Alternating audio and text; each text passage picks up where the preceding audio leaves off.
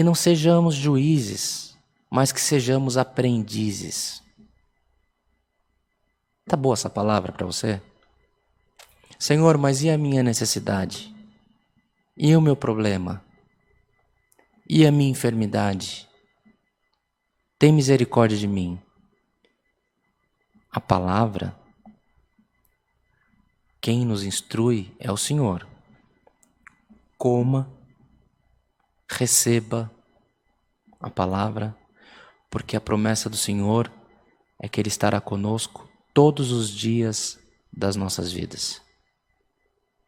Não perca a esperança, não desista do teu Deus.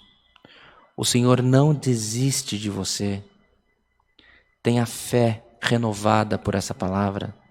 Receba os conselhos. Aonde a tua mão não alcança, se você está dentro da palavra, a mão do Senhor alcança por você.